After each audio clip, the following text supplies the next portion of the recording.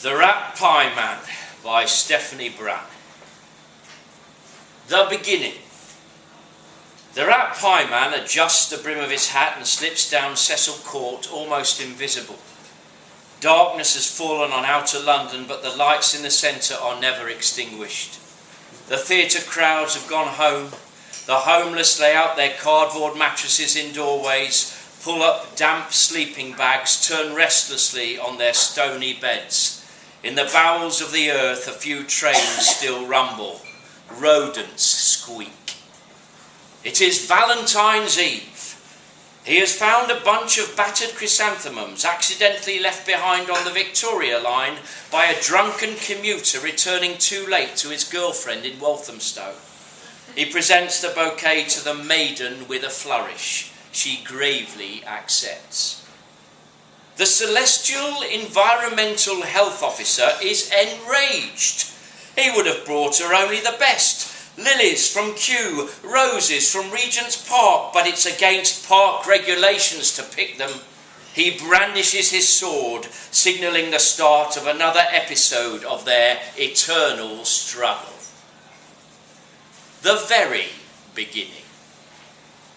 No one's sure how it first began. There is a theory that the Celestial Environmental Health Officer was generated by a big bang, possibly caused by a fusion of volatile cleaning products stored under some heavenly sink. You think there's no washing up in heaven? I tell you, even angels are partial to a nice cup of tea. Others say that the Rat Pie Man came first, that he crawled out of London's primeval slime in the days when the Stegosaurus wallowed near Chelsea Reach. This theory claims that the celestial EHO arrived later, just as light had to be created to combat dark. Who came first doesn't really matter. The fact is that the weary stars have been gazing down on their ancient struggle ever since London began. The Rat Pie Man snatches the suckling baby rats from their mother's nipples down in the seething caverns beneath Leicester Square underground station. Locally sourced, he likes to say. You'll find him selling pies in all sorts of places, in unlit alleys off Whitechapel High Street or out in the open at Borough Market. He might be that gaunt figure in a trilby, half hidden in the shadows, carrying a tray of scrumptious-smelling delicacies. Or he could have disguised himself as a suave proprietor of the deli, leaning over the counter in a smutty white coat. He's proud of his pies. He'd like to trumpet their contents to the world, perhaps by allowing the tails to hang out as a pinkish dangling fringe. But he's forced to disguise the contents because people are so unaccountably squeamish. They say his pies are delicious. Of course they are. Doesn't he stew his tender young ratlings in the dregs of real ale collected from glasses left outside Soho pubs? But he knows that if he listed the contents, his customers would spurn them. He believes in using things up, making something tasty out of what's available, especially proteinaceous things like rats, cockroaches and pigeons. Londoners are always being seduced by foreign foods. Not content to get E. coli from good old-fashioned pies, so he's forced to give his reluctant blessing and assistance to many other types of takeaway. You want to know the main ingredient of your burger? Or the origin of those little meaty scraps in your chow mein? Ask the Rat Pie Man how he disposes of his surplus stock. That doner kebab, what exactly was it before it was spitted? Is anyone missing a tomcat? Did you know that tougher, more mature rats make excellent biltong? He gives his support to cut-price chicken shops, the kind whose patron saint is depicted as a neon-lit colonel from the deep south. Curry houses where just about anything can be swamped in an all-purpose spicy sauce. Fish and chip shops where the fryer is filled with old and insufficiently heated fat. He likes the rich possibilities of randomness, the careless cockroaches that dive into the pizza dough, the accidentally deep-fried mice. Germs should be given a chance. After a few pints on a Friday night, he gets all nostalgic about the good old days when cholera was king. Just as the rat pie man prides himself on being sinister, so his arch enemy, the celestial environmental health officer, the one who pursues him through time and space, is righteousness personified. Once you know who he is, you see him everywhere. It is he who wields the sword of truth for the Daily Express. His stern features are represented on the face of Richard the Lionheart statue outside the Houses of Parliament. He is the man who knows what's right. He favours the antiseptic, Formica counters that smell of Dettol, plastic wrapped sandwiches made of flavourless sliced bread, slivers of processed ham or cheese pressed between flaccid white thighs. Everything, he believes, should be vacuum packed, then sterilised for extra safety. Refrigeration? Don't get him talking about refrigeration. He can tell you the optimum cooling temperature for every food, and once he gets started, he'll never stop.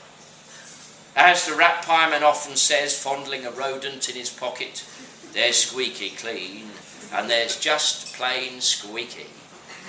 You pays your money, and you takes your choice. The celestial EHO and the rat pieman are both in love with the maiden. The maiden has been here forever. We all know her. In London she appears in many forms. She is Justice, looking stern on the roof of the Old Bailey.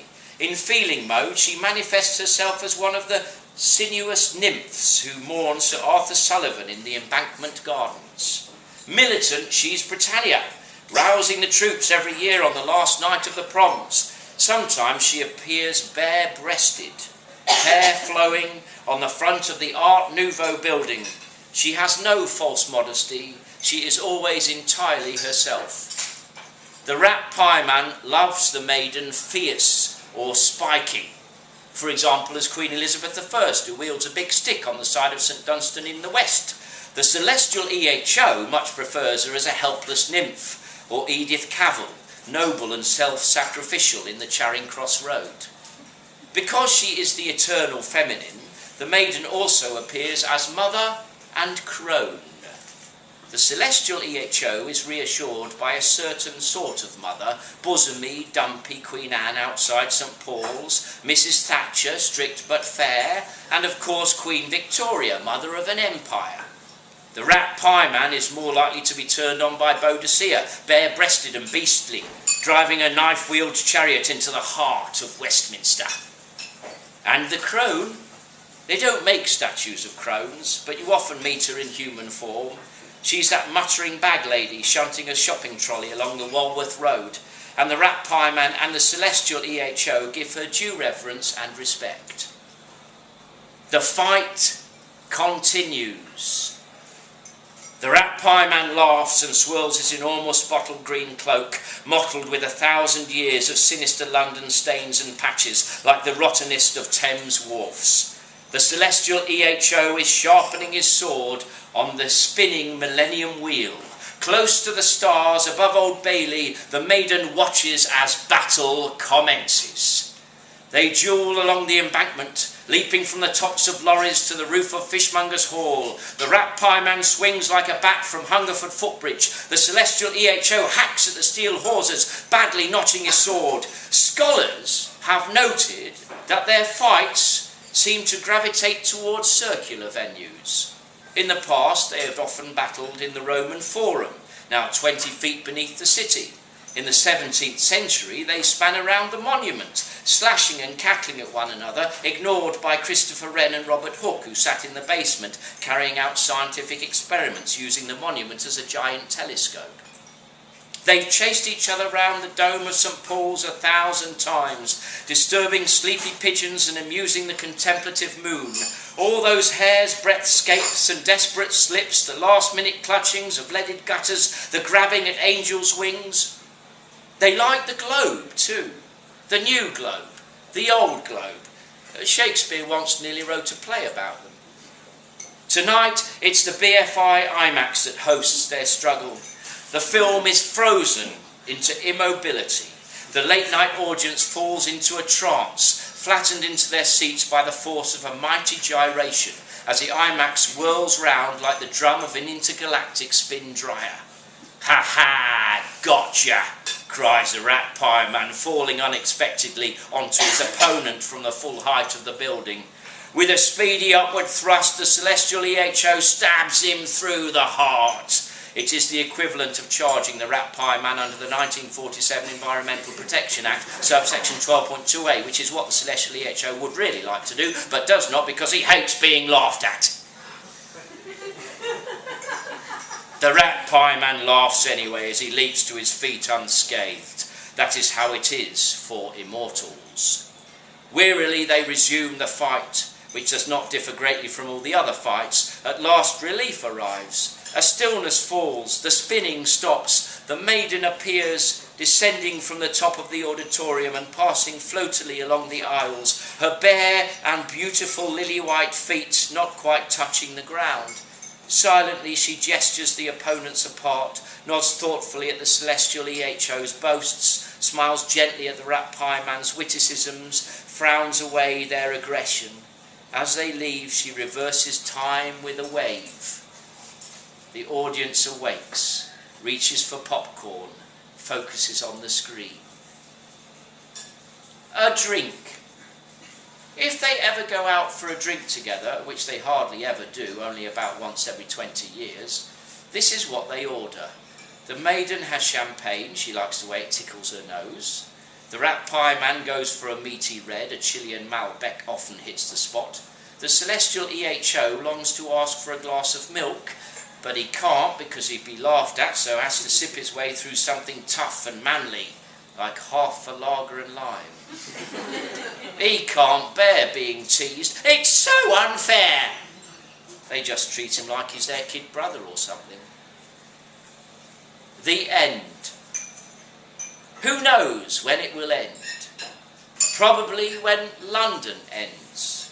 When the seas rise and the waters take us, and the tip of the Shard becomes a temporary lighthouse for lost sailors.